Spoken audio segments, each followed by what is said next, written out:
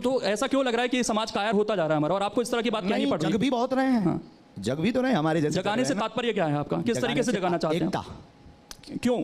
आप कहते हैं मैं जाति नहीं मानता, मैं धर्म नहीं मानता, तो आप इंसान को एक कीजिए ना। आप वहाँ सनातन ही जोड़ देते हैं। सनातन का मतलब कोई पर्टिकुलर धर्म नहीं, सनातन का मतलब बौद्ध धर्म जिसमें बसो सारे धर्मों को ही करना चाहते हैं। पूरी बात वसुदेव कुटुंबकम की चर्चा, हम उस सनातन धर्म की बात कर रहे हैं जिसके मंदिरों से आवाज निकलती है विश्व का कल्याण हो, विश्व में शांति हो, प्राणियों में सद्भावना हो। और जो इस चीज को नहीं मानते वो दूसरे धर्म को मानते हैं। अगर वो नहीं मानते तो वो मानव है नहीं है, मानव समाज में रहने के लिए। दूसरे धर्म की बात कर रहा हूँ मैं सर, जो वो अपना पालन। धर्म हमारे हैं, सब धर्म हमारे हैं, जिसमें मानवता सबसे पहले हमारा उद्देश्य मानवता। तो एकता की जरूरत क्यों है? समाज बिखर रहा है क्या आपकी नजर में? बहुत ज्यादा जातिवाद के नाम पर रोटियां सेकी जा रही हैं श्रीमान, आपको न्यूज नहीं पढ़ रहे आप? जय हिंद, वंदे मातरम। दोस्तों, आजकल जो बहुत चर्चा का विषय बने हुए हैं धीरेन्द्र कृष्ण गर्ग, तो बागेश्वर धाम करके कोई जगह है जहां से ये प्रवचन देते हैं। मैंने भी इनको सुना, मैं उतना ज़्यादा इनको नहीं जानता हूं, पर मैंने इनके वीडियो देखे और कुछ लोगों ने मुझे बोला कि आप बागेश्वर धाम के ऊपर भी वीडियो ज़रूर बनाएं। तो इसी वीडियो को मैं आपके लिए सामने लेकर आया हूं और एक बढ़िया मेरे को इंटरव्यू वीडियो मिला। ये धीरेन्द्र कृष्ण गर्ग करके जो ये पर्सन है, ये बागेश्वर धाम पे लोग जाते हैं इनके पास और ये लोगों का मन पढ़ लेते हैं, मैंने ये सुना है। तो इनके विचार भी सुनते हैं इंटरव्यू में, क्या ये एग्जैक्टली सोचते हैं। क्योंकि देखिए, जहाँ तक सनातन धर्म की बात है और हम लोग भी सनातन धर्म की ही बातें करते हैं, तो अब ये जांचना परखना है क्या कोई ये ढोंगी बाबा तो नहीं है जो लोगों को बेवकूफ़ बना रहा है। तो इस इंटरव्यू को सुन लेते हैं जो टीवी पे आया था। तो मैं वीडियो चलाता हूँ स्क्रीन पे और वीडियो के एंड में मैं अपने विचार ज़रूर बताऊंगा, तो वीडियो एंड तक ज़रूर देखिएगा। और अगर आपने चैनल को सब्सक्राइब नहीं करा है तो आप चैनल को सब्सक्राइब ज़रूर कर लीजिएगा। एक बार फिर से आप सभी का स्वागत है बढ़ता मध्य प्रदेश कॉन्क्लेव में। और ये एक ऐसा सेशन है जिसमें एक ऐसे व्यक्ति मेरे साथ बैठे हैं जो शायद मेरे मन में अभी क्या सवाल चल रहे हैं उनको उन्होंने पढ़ लिया होगा। अब जवाब क्या आते हैं तो देखने वाली बात होगी। बागेश्वर धाम के पीठाधीश्वर धीरेन्द्र कृष्ण शास्त्री जी इस वक्त हमारे साथ हैं, जो बिना बताए लोगों की समस्या को पेपर पर लिख देते हैं और उसका फिर सॉल्यूशन देने की कोशिश भी करते हैं। बहुत बहुत स्वागत है शास्त्री जी आपका। शास्त्री जी महज 26-27 साल की उम्र और लाखों फॉलोअर्स, इसे कैसे देखते हैं? कभी एहसास हुआ था कि इतनी कम उम्र में इतनी फैन फॉलोइंग हो जाएगी, इतने भक्तगण हो जाएंगे आपके और उनकी समस्या का निदान कर रहे होंगे आप? जय श्री राम, जय बागेश्वर धाम की। इन सब पर कृपा ईश्वरीय कृपा होती है। हम आप कोई नहीं होते हैं जो चुन सकें कि हमें कौन सा कार्य करना है। ईश्वर पहले से चुनता है कि किससे क्या कार्य करवाना है। ये बालाजी की कृपा और साथ में हमारे दादा गुरु का आशीर्वाद। तो बालाजी की कृपा से एक ब्राह्मण परिवार में दास का जन्म हुआ, तो वहाँ से यह परंपरा पर दरबार की कथा की आदि की प्रारंभ हुई। फिर दादा गुरु ने हाथ पकड़ करके बालाजी के चरणों में लगा दिया, तो निरंतर मानव सेवा में लगे हुए हैं। तो हमें लग रहा कि ये किसी व्यक्ति की सोच से ये कार्य निश्चित नहीं होता, ईश्वर स्वयं निश्चित इसको करके भेजता है कि किससे क्या करवाना है। अभी बहुत सारी चीज़ें मन में चल रही होगी, इतने सारे लोग सामने बैठे हैं आपके। कभी नहीं, अब आदत हो गई। अच्छा, इससे ज़्यादा की आदत हो गई है? ज़्यादा की आदत हो गई तो कम है। लेकिन लगा 2 साल में एक बहुत बड़ा बदलाव आ गया। आप कहते हैं कि एक अभाव का जीवन था, प्रभाव का जीवन है। कैसे देखते हैं इसको? और कोरोना के टाइम से सोशल मीडिया आते ही एकदम आप बहुत तेज़ी से वायरल हुए हैं। दरबार परंपरानु अंतर्गत विगत 3 पीढ़ी से चल रहा। हमारे दादा गुरु जी भी चलाते थे, दरबार लगाते थे, परंतु उस वक्त मीडिया वो नहीं आते थे, ना उसका उपयोग करते थे। हमने दरबार भी प्रारंभ किया, दादा गुरु की प्रेरणा की, जो उन्होंने आदेश दिए थे वह सेवा भी प्रारंभ की। और साथ ही साथ जो आपने कहा है कि 2 वर्ष में यह दरबार बड़ा प्राचीन है, परंपरानु अंतर्गत लोगों तक पहुँचा, अब पहुँचा, आप तक अब पहुँचा। तो हमें लगता है कि आपकी खोज अब तक हो पाई है, वो पहले खोज कर चुके थे आज से 300 वर्ष पहले। आपने कहा कि ईश्वर की शक्ति है, मैं कुछ नहीं हूँ, तो ईश्वर ने आपको क्यों चुना? ये एक जहन में सवाल आता है लोगों के। कुछ रहा होगा, आपके दादा गुरु का आप जिक्र करते हैं, आपका परिवार भी बहुत लंबा है, आप बताते हैं कि आप टोटल 10 भाई हैं, चाचा के मिला। हाँ, चाचा के मिला, कजिन सभी मिला। तो आपको क्यों चुना? ये दादा, इस बात पर जवाब दे पाना बड़ा मुश्किल है। ये गुरु की कृपा है। हम लोग कई बार कोशिश करते हैं, हम लोग कई बार कहते हैं कि हमने गुरु को चुना, पर हकीकत ये होती है कि गुरु स्वयं देखता है कि किसको हमें पकड़ना है। तो 10 भाइयों में गुरुदेव ने हमें पकड़ा, ये हमारा सौभाग्य है। अब इसका जवाब हमसे बेहतर तो हमारे दादा गुरु जी दे सकते थे, लेकिन उनका शरीर तो नहीं है, पर सूक्ष्म रूप में उनके संस्कार हमारे पास हैं। लेकिन इसका जवाब हम यही देंगे कि गुरु की विलक्षण सोच थी, गुरु की कृपा थी, और शिष्य के पास तो सिर्फ समर्पण के अलावा कुछ नहीं बचता, वो हमारे जीवन में है। तो ये जो अभाव से प्रभाव तक की जर्नी रही है, सोचा था कभी ऐसा इस तरह की चीज? सौभाग्य है। अभाव का जीवन बड़ा सौभाग्य। अभाव नहीं होता तो शायद आज हम प्रतिदिन अन्नपूर्णा भंडारा का क्रम नहीं प्रारंभ कर पाते। अभाव नहीं होता तो हम अपने जीवन में गरीब बेटियों का विवाह नहीं करवा पाते। तो हमारे लिए सौभाग्य। लाखों लोग भारत में ऐसे हैं जो अभाव से जीवन जी करके, यहाँ पर भी अनेक लोग ऐसे बैठे हैं जो अभाव की जिंदगी जी करके अनेक उच्च पदों पर पहुंचते हैं। हमारे लिए ये वरदान प्राप्त है कि अभाव रहा तो हम आज लोगों की पीड़ा को समझ पा रहे हैं। लेकिन एक चीज आप खुद कहते हैं हमेशा कि अभाव में जब आदमी रहता है तो प्रभु के ज्यादा करीब रहता है। अब तो आप प्रभावी हो गए हैं, लाखों अनुयायी हैं आपके, तो ईश्वर के उतने ही अनुयायी और प्रभाव बागेश्वर बालाजी का है हमारी सोच में। ठीक। कृपा बालाजी की, प्रभाव बागेश्वर बालाजी का, और अनुयायी भी बागेश्वर बालाजी की। बागेश्वर धाम सरकार हमारा नाम नहीं, हमारा नाम तो धीरेन्द्र कृष्ण है। बागेश्वर धाम सरकार तो बागेश्वर बालाजी का है। तो आज भी हम यूँ मान करके चलिए, कल फटा कपड़ा पहनते थे तो आप लोग ये ला करके तान देते हैं तो ये पहन लेते हैं, पर हम आज भी अभाव में जी रहे हैं। उसका सिर्फ सिद्धांत इतना बदल गया, देखने की दृष्टि। देखने की दृष्टि बदल गई। एक चीज़ और, कई बार चैलेंज किया गया आपकी इन शक्तियों को, कई बार लोग पहुंचते हैं, उसे किस तरीके से आप देखते हैं? साइंस की कसौटी पर अपनी इन शक्तियों को कहाँ देखते हैं आप? देखिए, जब तक मन में किसी भी व्यक्ति के कोई भी संदेह उत्पन्न नहीं होगा तब तक उसका निराकरण नहीं होगा। विज्ञान जहाँ विराम होता है, अध्यात्म वहाँ से प्रारंभ होता है। और रही बात शक्ति की, तो ये पराविज्ञान है। आदिकाल से ऐसे लोग चले आए हैं जिन्होंने भगवान पर, भगवान की शक्ति पर अनेक बार उन्होंने देखना चाहा, परखना चाहा, उसके कसौटी पर कसना चाहा, पर शक्ति शक्ति होती है। और हमारी दृष्टि में जो भी आता है हमें सब स्वीकार है। कृपा करवाने वाले बालाजी हैं, वो अपने आप नतमस्तक करवा देते हैं। उन लोगों को कुछ कहना चाहेंगे जो कहते हैं कि नहीं, ये तो माइंड रीडिंग है, केवल आप भूतकाल बता सकते हैं लेकिन कोई भविष्य काल या किसी की समस्याओं का निदान कोई नहीं कर सकता, जो लिखा है उसका वो लिखा है? बहुत सुंदर प्रश्न है, बहुत अच्छी बात। इस पर बहुत लोगों के मन में तर्क रहते हैं। इस पर हम जवाब यह देना चाहते हैं कि कोई शक्ति होती या नहीं, इसका प्रत्यक्ष प्रमाण तो बागेश्वर बालाजी दरबार है। भविष्य वक्ता कोई इंसान नहीं हो सकता है, लेकिन श्री हनुमान जी महाराज हैं। वो त्रिकालज्ञ हैं, भूत भविष्य वर्तमान। हम कभी भी नहीं कहते कि हम भविष्य बताते हैं, भविष्य के संकेत देते हैं जो हमें गुरु कृपा से प्रेरणा में आते हैं, जो गुरु कृपा से हमें लगता है कि ऐसा होगा, उसको हम संदेशा दे देते हैं। अब आप कहेंगे कि विज्ञान के तथ्य में, विज्ञान के जमाने में इसको कैसे माइंड रीडिंग तो नहीं है। देखिए श्रीमान जी, माइंड रीडिंग की एक सीमा है, एक मर्यादा है, उसके बाहर वो नहीं जा सकते हैं। और देखिए, कई जगह ऐसी हैं जिनमें एक स्थान बागेश्वर धाम भी है जहाँ आज भी विज्ञान नतमस्तक है। जब प्रभाव की तरफ जीवन बढ़ता है आचार्य जी, तो कई सवाल उठने शुरू हो जाते हैं परिवार से भी। हमने देखा कि जो दूसरे गुरुजी हैं उनके पास आपके परिवार के लोग पहुंचते हैं, वो गुरुजी उनको कहते हैं कि उन्होंने एक आत्मा को कैद कर रखा है अपने पास। जी, तो परिवार से ही सवाल उठ रहे हैं और परिवार दूसरी जगह जा रहे हैं। जी, ये सूक्ष्म विचारधारा का प्रभाव है। हमारा इसमें कोई लेना देना नहीं, ना कोई हमारा किसी से विरोध है, ना विरोधाभास है। सब हमारे अपने हैं। कोई पत्र चढ़ाता, कोई पुष्प चढ़ाता, कोई आत्मा को कैद करके रखा है किसी, ऐसा स्वप्न में नहीं हो सकता। जिनके लिए उन्होंने कहा, आत्मा को कैद करने वाला व्यक्ति हनुमान जी की पूजा नहीं कर सकता। आत्मा को कैद करने वाला व्यक्ति हनुमान जी की साधना नहीं कर सकता। या तो हनुमान जी नहीं है या आत्मा नहीं है, क्योंकि भूत पिशाच निकट नहीं आवे। आत्मा मतलब भूत, और भूत को बस में करने वाला हनुमान जी की सेवा नहीं कर सकता, हनुमान जी को धारण नहीं कर सकता, हनुमान जी का मुगदर नहीं ले सकता। या तो हनुमान जी नहीं है या आत्मा नहीं है। तो लाखों लोगों को जो समस्याएं हैं उनकी तो दूर कर रहे हैं आप। परिवार वालों से कभी बात होती है, उन्हें समझाने की कोशिश होती है इस चीज को? सामंजस्य है, कोई ऐसा विरोधाभास नहीं। वो किंचित मात्र कोई दूसरी गद्दी लगाने की भी कोशिश करता है, वो कहते हैं हमें धमकी दी जा रही है। नहीं, ऐसा है। कई बार आप हो सके तो आप उनसे जरूर बात कीजिए। हमारे पास तो ऐसा कोई भाव नहीं आया। अभी हम मिले ही थे कुछ दिन पहले, 8-10 दिन पहले। क्यों मान के, अगर कोई दूसरी गद्दी लगाना चाह रहे तो कोई स्वागत है, कोई दिक्कत हम नहीं मिल पा रहे हैं ना। एक महीने में 8 से 10 लाख लोग आते हैं, सबको मिल नहीं पा रहे। हम तो चाहेंगे अगर आप भी ये छोड़ के चलें तो बहुत अच्छा है। ये मोह माया है। आप भी लगाएं तो मोह माया नहीं है, मतलब आप अपना सेवा करने के अनेक प्लेटफॉर्म है। कोई राजनीति से मानव सेवा कर रहा, कोई धर्मनीति से मानव सेवा कर रहा है। तो अगर आपको यहाँ कम लग रहा हो तो you come here Bageshwar Dham. ठीक नहीं, कम ज़्यादा की बात। लेकिन एक चीज़ है, लाखों लोग आते हैं आचार्य जी आपके यहाँ पर, सबको तो आप नहीं सुन पाते, उतना समय भी नहीं होता होगा, तो सबके कष्ट कैसे दूर होंगे? बालाजी, हम फिर कहते हैं, हमेशा हमने कहा बागेश्वर धाम पर किसी व्यक्ति विशेष की कोई महिमा नहीं है, हमसे जुड़ने की आवश्यकता नहीं है। बागेश्वर धाम स्वयंभू हनुमान जी का एक तीर्थ है, जहाँ हनुमान जी की स्वयं की ऊर्जा है, सन्यासी बाबा की साधना की ऊर्जा है, पॉजिटिव एनर्जी है। उससे कनेक्ट होने की जरूरत है, ना कि धीरेन्द्र कृष्ण से कनेक्ट होने की जरूरत है। एक चीज़ और है, अंधविश्वास का जिक्र बार बार होता है। ये विश्वास और अंधविश्वास की लाइन को आप कैसे खींचते हैं? कभी इसको विराम नहीं किया जा सकता, ये अनवरत चलता रहेगा। अगर अंधविश्वास नहीं होगा तो विश्वास शून्य हो जाएगा, और विश्वास नहीं होगा तो अंधविश्वास शून्य हो जाएगा। विज्ञान नहीं होगा तो पराविज्ञान की चर्चा शून्य हो जाएगी, और केवल पराविज्ञान नहीं होगा तो विज्ञान की चर्चा शून्य हो जाएगी। केवल उजाला हो तो अंधकार की महिमा मिट जाए, उजाले की महिमा मिट जाएगी, और केवल अंधकार हो तो अंधकार की महिमा मिट जाएगी। दोनों का होना जरूरी। रामायण में राम थे तो रावण जरूरी, रावण के बिना रामचरितमानस में राम जी की महिमा नहीं हुई है।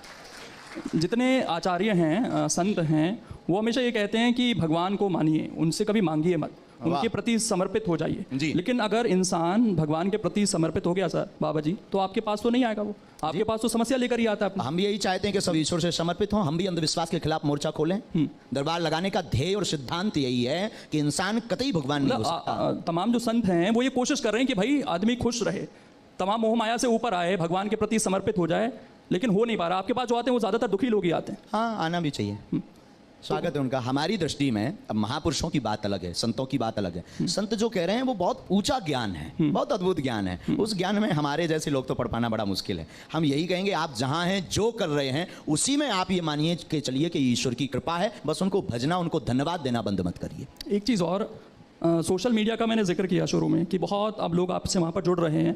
1-2 साल में और ज़्यादा ये संख्या बढ़ी है। जी। लेकिन एक चीज़ ये भी कही जाती है आपके बारे में कि आपको भी पता चल गया कि सोशल मीडिया पर बने कैसे रहना, और इसके लिए आप एक से एक बयान देते रहते हैं। आप लोगों को कहते हैं कि बुलडोज़र खरीद लीजिए घर में।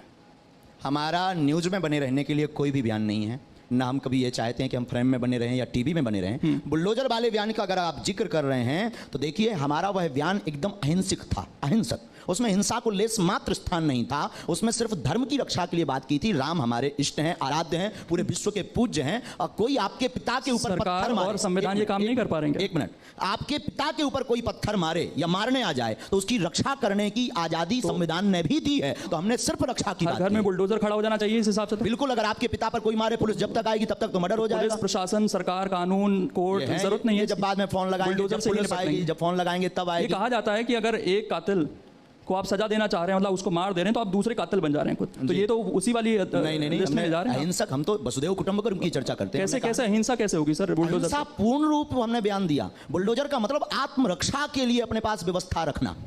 अगर कैसे? तो अगर आपको दिक्कत है कि आपको डर है तो आप क्रेन रख लो। वो भड़काऊ कैटेगरी में नहीं लगा आपको बयान? बिल्कुल नहीं। हिंसा अगर अपनी रक्षा के लिए अगर बुलडोजर रखना अगर जो है भड़काऊ है तो आपको लग रहा है हमें कि लगता है ये होते रहना चाहिए। ये समाज अब ऐसा हो गया है कि यहाँ पर जरूरत आन पड़ी है कि भाई हमें बुलडोजर रखना पड़ेगा, हमें अपनी आत्मरक्षा खुद करनी पड़ेगी। इस तरह का समाज आप मान ये रहे हैं? आदिकाल से। हमारे भारत वर्ष में तो ये कहा जाता है शांति प्रिय देश। फिर माननीय प्रधानमंत्री जी आत्मनिर्भर की बात क्यों कर रहे हैं? नहीं तो वो आत्मनिर्भरता अलग है ना। अगर वो कह रहे हैं आत्मनिर्भर बनो, तो हम भी रक्षा के लिए आत्मनिर्भर बन रहे हैं। नहीं तो फिर इंसान खुद पुलिस बन जाए, ये कहना चाह रहे हैं? नहीं, इंसान पुलिस नहीं, कानून को हाथ में नहीं लेना। आत्मरक्षा के लिए कोई भी वस्तु रखना। ये गन क्यों दी जाती है? गन का लाइसेंस क्यों दिया जाता है? ये बंद करवाओ, पुलिस के पास तो खुद है। और भी आपके बहुत सारे बताइए अगर हम गलत बोल रहे हैं। और भी बयान है आचार्य जी। आप जो आपके अनुयायी हैं उन्हें पागल कहते हैं। हाँ, अच्छा है। क्यों? पागल का मतलब प्रभु को पाकर के जो गल जाए वो पागल। पागल का अर्थ है, पागल को आप उल्टा पढ़ो तो लग पा, प्रभु के चरणों में लग जाओ, वो पागल। अपने आप को अछूत कहते हैं आप? हाँ? अपने आप को अछूत कहते हैं? बिल्कुल, चारों वर्ण हमारे अंदर हैं। शूद्र है, वैश्य है, क्षत्रिय है, धर्म की रक्षा के लिए हाथ उठाते नहीं, आप तो कहते हैं ना जातिवाद का मैं जिक्र नहीं करता, लेकिन आप कह रहे हैं चारों वर्ण हमारे अंदर हैं, इसलिए जातिवाद की कोई बात नहीं। तो अछूत कैसे हैं फिर? हाँ? अछूत कैसे हैं? अपने आप को कहते हैं। क्यों हैं? मतलब मैं वही जानना चाहता हमें ये लगता है कि हमारी गांव की भाषा है, आप हमें छूना नहीं, हम अछूत हैं। उस वक्त गांव की भाषा में, गांव का एक कहावत है, भैया हमें छूना नहीं, हम अछूत हैं। तो गांव की कहावत में वो संबोधित किया था, ना कि अपने आप को अछूत सबसे संबोधित करके या किसी व्यक्ति को जलील करके हमने अछूत कहा। सनातनियों को कायर कहते हैं आप? जी, सनातनियों को। हाँ, अगर सनातन की बात आती है और बुजदिल बनकर घर पर बैठ जाते हैं तो वो कायर हैं। राम की बात आती है और राम के लिए जबान नहीं उठती। संतों की बात आती है, धर्म की बात आती, और अगर कोई बाहर नहीं उठता, मुंह नहीं खोलता, अपनी वाणी नहीं खोलता, तो वो बिल्कुल कायर हैं प्यारे। तो ऐसा क्यों लग रहा है कि समाज कायर होता जा रहा है हमारा, और आपको इस तरह की बात नहीं पड़ जग रही? भी बहुत रहे हैं। हाँ। जग भी तो रहे हमारे जैसे। जगाने से तात्पर्य क्या है आपका? किस तरीके से जगाना चाहते हैं? एकता। क्यों? आप कहते हैं मैं जाति नहीं मानता, मैं धर्म नहीं मानता, तो आप इंसान को एक कीजिए ना। आप वहाँ सनातनी जोड़ देते हैं। सनातन का मतलब कोई पर्टिकुलर धर्म नहीं, सनातन का मतलब वो धर्म जिसमें बसो सारे धर्मों को एक करना चाहते हैं। पूरी बात। वसुदेव कुटुंबकम की चर्चा, हम उस सनातन धर्म की बात कर रहे हैं जिसके मंदिरों से आवाज निकलती है, विश्व का कल्याण हो, विश्व में शांति हो, प्राणियों में सद्भावना हो। और जो इस चीज को नहीं मानते वो दूसरे धर्म को मानते हैं। अगर वो नहीं मानते तो वो मानव नहीं है, मानव समाज में रहने के लिए। दूसरे धर्म की बात कर रहा हूँ मैं सर, जो वो अपना पालन धर्म हमारे हैं, सब धर्म हमारे हैं, जिसमें मानवता सबसे पहले हमारा उद्देश्य है, मानवता। तो एकता की जरूरत क्यों है? समाज बिखर रहा है क्या आपकी नजर में? बहुत ज्यादा जातिवाद के नाम पर रोटियां सेकी जा रही हैं श्रीमान। आपको न्यूज नहीं पढ़ रहे आप? नहीं, न्यूज तो कुछ जगह की आती हैं, उससे पूरे समाज को हम ताना बाना बिगाड़ने का काम कर रहे हैं। समाजों को एक करना जरूरी है। आप भी न्यूज चलाइए, ये काट कर हमारी अलग से। मतलब ताना बाना बिगड़ गया है समाज का। कौन बिगाड़ रहा है समाज का ताना बाना अब आपकी नजर पर कह दें? नहीं, कह दीजिए, जब उसको भी चला देंगे काट के। अरे साहब, इतने ज्यादा भी नहीं। नहीं चला देंगे आप बोले कौन बिगाड़ रहा है ताना बाना, जिसको एकता की जरूरत पड़ रही है? श्री गणेश हम आप कर रहे हैं, श्री गणेश हम आप हम बिगाड़ रहे हैं। बिगाड़ रहे हैं। अच्छा, आप और हम दोनों, तो वही तो मैं कह रहा था कि कोई भड़काने वाली बात है क्या आपके बयानों से, जिससे ताना बाना बिगड़े? नहीं, हम एकता की चर्चा करते हैं, आज भी कह रहे हैं, हम मानववादी हैं। सबसे पहले कोई हमसे परिचय पूछे तो हम सबसे पहले मानव हैं, फिर सनातनी हिंदू हैं, तीसरा हम हिंदुस्तानी हैं, ये हमारा सौभाग्य। चलिए आखिर में मैं गुरुजी, आज का युवा जिसको आप एक करने की बात कह रहे हैं, उसके लिए क्या कहना चाहेंगे जल्दी से? सभी युवाओं को हम यही कहना चाहेंगे कि मानव धर्म सबसे बड़ा धर्म है और सनातन धर्म एक ऐसा धर्म है जो सबको स्वीकार करता है। सभी युवाओं से कहना है, माता पिता और गुरु की बातों पर चलते रहिए, सनातन धर्म का अनुकरण करते रहिए, भारत एकता की ओर बढ़े ताकि अनेकता में, जातिवाद में ना बटे और सनातन का उत्थान हो, भारत का उत्थान हो, भारत विश्व गुरु बने। बहुत बहुत शुक्रिया आपका आचार्य जी जुड़ने के लिए। तो दोस्तों, आपने सुना धीरेंद्र कृष्ण गर्ग को। इन्होंने जितनी भी बातें कही हैं वो वही बातें हैं जो सनातन धर्म की कोर शिक्षा है। मुझे नहीं लगता कोई अंधविश्वास की यहाँ पर कोई बात थी। बाकी लोगों का देखो क्या होता है, मान्यता होती है, लोग भी एक अट्रैक्शन की तरह खींचे चले जाते हैं।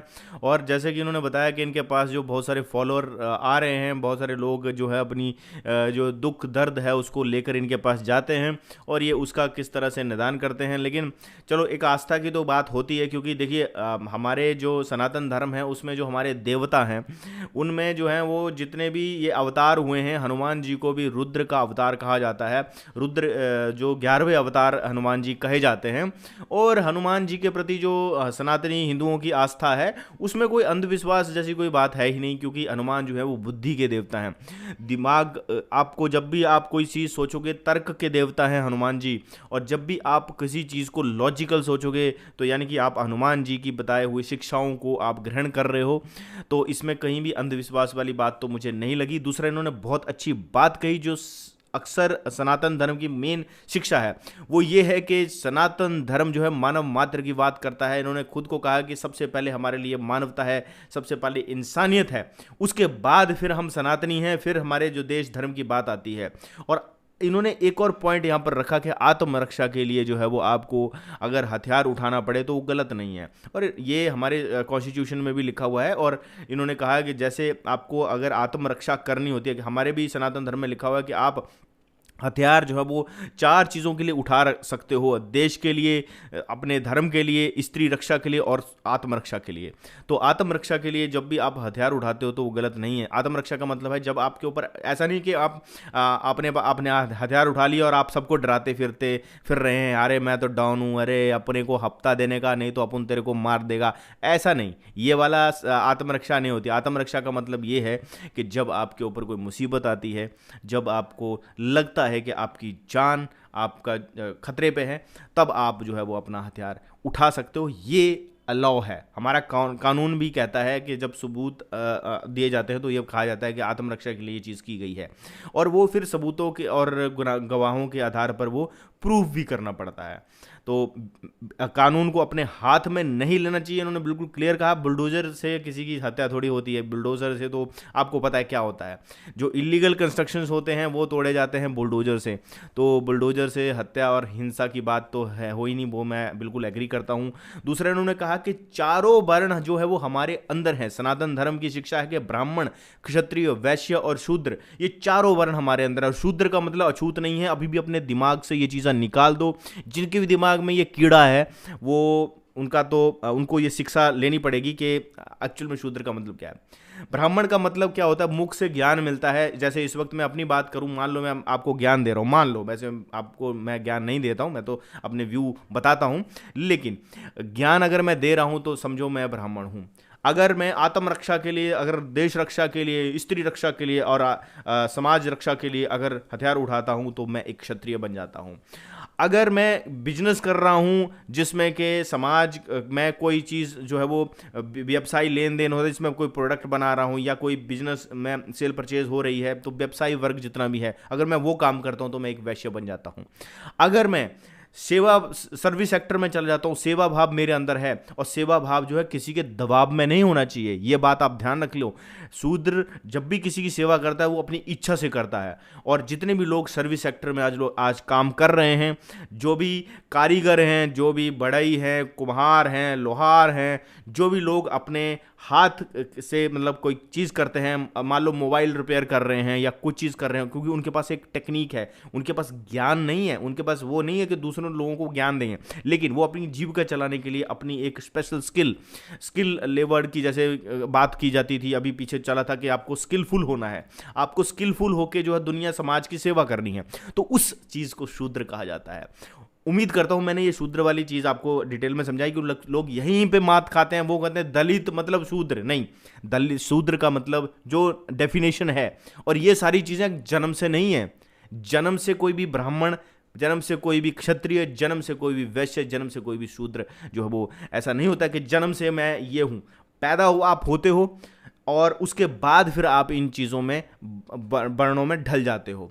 अगर हर इंसान के अंदर ये चारों वर्ण पाए जाते हैं, लेकिन हुआ क्या कि समाज में जैसे जैसे चीज़ें चली तो ब्राह्मण जो थे, जो शिक्षा दे रहे थे, उन्होंने ये समझ लिया कि हम जो हैं वो हम अपने बेटे को या अपने बेटी को या पुश्तैनी रूप से जो शिक्षा हम दे रहे हैं वो उनको भी उसी ट्रेडिशन में लगा लें।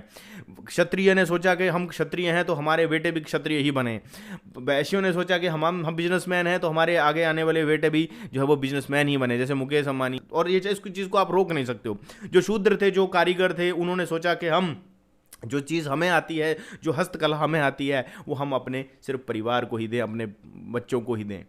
तो ऐसे होने लगा। इससे क्या हुआ, वो जाति में कन्वर्ट हो गया और लोगों ने समाज में भट गया। तो ये सामाजिक बुराई है, सनातन धर्म की शिक्षा से इसका कोई भी लेना देना नहीं है। और ये इन्होंने बहुत अच्छी बात कही कि सिर्फ सनातन धर्म ही है जो मानव मात्र की बात करता है, जो कहता है विश्व का कल्याण हो, विश्व में शांति हो, प्राणियों में सद्भावना हो।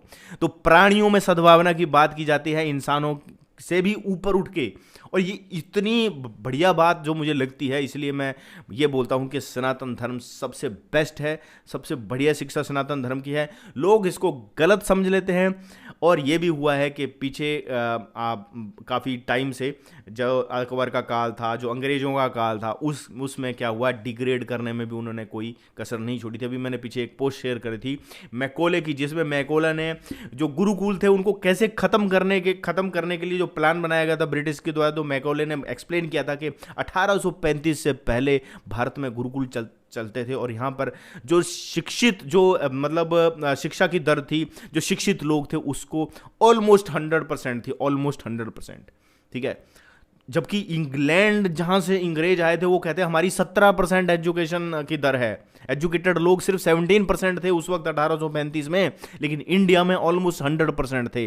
अगर आप जो है वो इस चीज़ को डाउटफुल रखें तो आप सर्च कीजिए, खुद सर्च कीजिए, मैकोले के नाम से आप गूगल में सर्च कीजिए, आपको उसका डॉक्यूमेंट मिल जाएगा, उसके दस्तावेज अभी भी आपको ऑनलाइन भी मिल जाएंगे, आप कहीं भी उसको पा सकते हो। तो कहने का मतलब ये है कि सनातन धर्म की जो शिक्षाएं थी, और अभी ये कुछ कहते हैं लोग कि भाई तुम्हारी किताबें तो नालंदा में जल गई थी। नालंदा एक लाइब्रेरी थी, वो धर्म की किताबें नहीं थी, वहाँ पर एजुकेशन की किताबें थी, क्योंकि वो एक यूनिवर्सिटी की तरह थी। आप एक यूनिवर्सिटी की एक बहुत बड़ी लाइब्रेरी है और उसको कोई खिलजी नाम का लुटेरा आता है और वो उसको जला के राख कर देता है, तो वहाँ पर कोई धर्म की किताबें नहीं थी, वहाँ पर एजुकेशन पढ़ाई होती थी, वहाँ पर गुरुकुलों में पढ़ाइयाँ होती थी। जो गुरुकुल किस तरह से चलते थे इसके लिए मैं एक वीडियो लेके आऊँगा, आप उसको बहुत ही डिटेल से समझिएगा कि किस तरह से गुरुकुल जो चलते थे और एजुकेशन इंडिया में ऑलमोस्ट 100% कैसे थी 1835 से पहले। तो मुगल काल में भी जो है वो जो सनातन धर्म की किताबों में मिलावट की गई थी। मनुस्मृति को तो पूरी तरह से मतलब ऐसे मिलावटी कर दिया गया। तो मनुस्मृति अगर आप पढ़ रहे हो तो विशुद्ध मनुस्मृति ही पढ़िएगा, उसमें डॉक्टर सुरेंद्र ने क्लियर लिखा हुआ है कि कौन कौन से जो है प्रक्षेपित श्लोक हैं। वेदों में, ये तो महाभारत में भी इन्होंने जो है मिलावटें करी हैं, अभी रामायण में भी आपने देखा ये लोग मिलावट कर देते हैं। मतलब अगर कहीं पे एक चैप्टर है, उस चैप्टर में मान लो 18 अध्याय हैं, मान लो उस 18 श्लोक हैं, तो उसमें क्या होता है 19, 20, 21 वो अलग से ऐड कर देते हैं और बोलते हैं चैप्टर नंबर 1 मान लो, चैप्टर नंबर 1 में अगर 18 ही श्लोक हैं तो वो बोलते हैं चैप्टर नंबर 1 का 19वें श्लोक में देखो तुम्हारे सनातन धर्म में लिखा हुआ है मांस खाना, तो 19वां श्लोक मेन उसमें है ही नहीं। ठीक है, उसमें सिर्फ 18 ही हैं। तो ऐसी चीज़ों इन्होंने ऐड बीच में करी है। दूसरा, ट्रांसलेशन भी गलत किए हुए हैं। संस्कृत हर किसी को आती नहीं है तो संस्कृत का ट्रांसलेशन भी गलत है। मुझे लगता है धीरेन्द्र जी ने जो चीज़ें कही हैं वो कहीं से भी मुझे नहीं लगता कि अंधविश्वास वाली कोई चीज़ है। और इन्होंने ये बहुत अच्छी चीज़ कही कि विश्वास और अंधविश्वास ये वैसे ही हैं जैसे दिन और रात। अगर लाइट है तो अंधेरे की वैल्यू तभी है जब लाइट है, और लाइट की वैल्यू तभी है जब अंधेरा है। तो दोनों चीज़ें जो है वो आपस में मिलजुल करती हैं। यहाँ तक ठीक है, इससे ज़्यादा अंधविश्वास नहीं होना चाहिए। अंधविश्वास ऐसा होता है कि गलत चीज़ को भी आप सही मान के चलो, वो होता है अंधविश्वास। अगर हम भी मानते हैं कि हनुमान जी जो थे वो बुद्धि के देवता थे, और हनुमान जी जो थे बलशाली थे, और उनको लेकर लोग जो है वो अपनी एक्सरसाइज करते हैं, हनुमान जी से मेन जो पहलवान होते हैं ज़्यादातर वही हनुमान जी को पूछते हैं, और वो अपनी जब भी जैसे एकलव्य था, एकलव्य ने गुरु द्रोणाचार्य की मूर्ति बनाई और उस मूर्ति को सामने रखकर उसने वो धनुर्विद्या सीख ली। तो अगर किसी का भला हो रहा है उससे तो कोई नुकसान नहीं है। हनुमान जी को लेकर कोई कत्ल नहीं कर रहा है, हनुमान जी का नाम लेकर कोई किसी को मार नहीं रहा है कि ए मेरे हनुमान को नहीं पूजा मैं तेरे को मार दूंगा, ऐसा नहीं होता है सनातन धर्म में। मेरे राम की अगर तू पूजा नहीं करता है मैं तेरे को मार दूंगा, ऐसा नहीं होता है सनातन धर्म में। अगर होता है तो आप बताइए कमेंट बॉक्स में। दोस्तों ये वीडियो था, उम्मीद करता हूँ आपको ये वीडियो पसंद आया होगा। तो इसी के साथ दोस्तों वीडियो समाप्त करता हूं, और वीडियो का अंत में उसी वर्ड के साथ करता हूं जो उन्होंने भी अपने वीडियो में कहा है कि विश्व का कल्याण हो, प्राणियों में सद्भावना हो, विश्व में शांति हो। जय सत्य सनातन, जय श्री राम, वंदे मातरम।